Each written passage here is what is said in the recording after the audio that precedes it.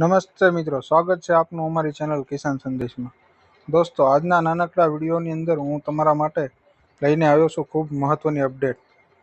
દોસ્તો, તમારી પાસે કોઈ પણ કેટેગરીનું રેશન કાર્ડ હોય, જેમ કે એપીએલ, બીપીએલ, અંત્યોદય એટલે કે એએવાય, જો તમારું રેશન કાર્ડની મહત્ત્વની જાણકારી કાર્ડ ચાલુ રાખવા હોય તો આ વિડીયોને અંત સુધી જરૂરથી જોતા રહેજો।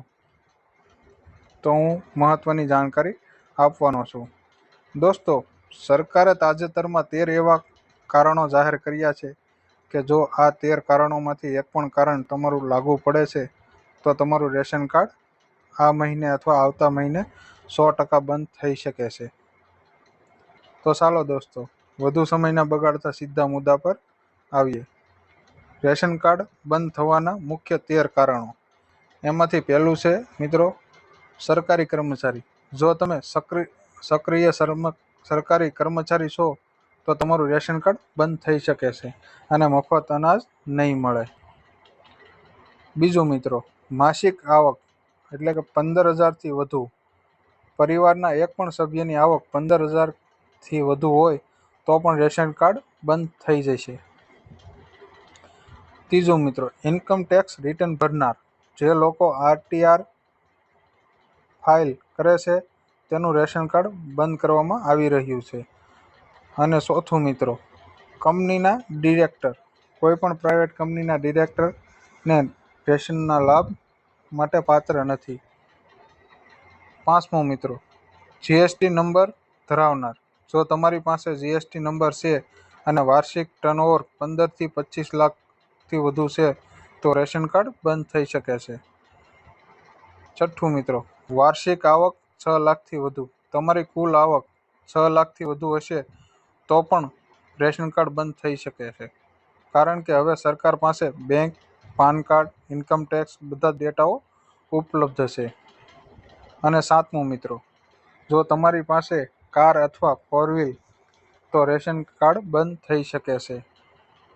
આઠમું મિત્રો, પાક્કું મકાન, વધુ જમીન, મોટા કોન્ક્રીટ મકાન અથવા મર્યાદાથી વધુ જમીન ધરાવનાર પાત્ર નથી। અને નવમું મિત્રો, વિકસિત મિલકત।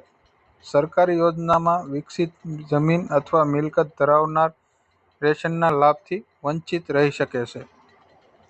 12મું મિત્રો, 10મું, 12 મહિના સુધી રેશન ન લીધું હોય તો। જો તમે 12 મહિના સુધી રેશન ઉપાડ્યું નથી અથવા તો કેવાયસી નથી કરાવ્યું તો તમારું રેશન કાર્ડ બંધ થઈ શકે છે। અને 11મું મિત્રો, ડુપ્લિકેટ નામ, અન્ય રાજ્યનું કાર્ડ।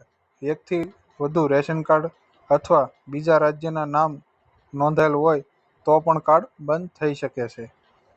અને મૃત લાભાર્થીનું નામ।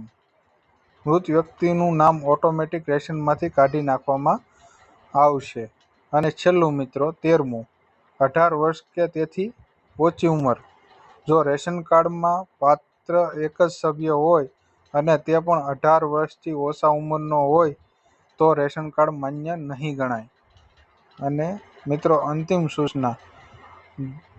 જો દોસ્તો, આ 13 કારણોમાંથી જો એક પણ કારણ તમને લાગુ પડે છે તો તમારું રેશન કાર્ડ સંપૂર્ણ રીતે બંધ થઈ શકે છે અને મફત અનાજ અને કંઈ પણ વસ્તુ મળી શકશે નહીં।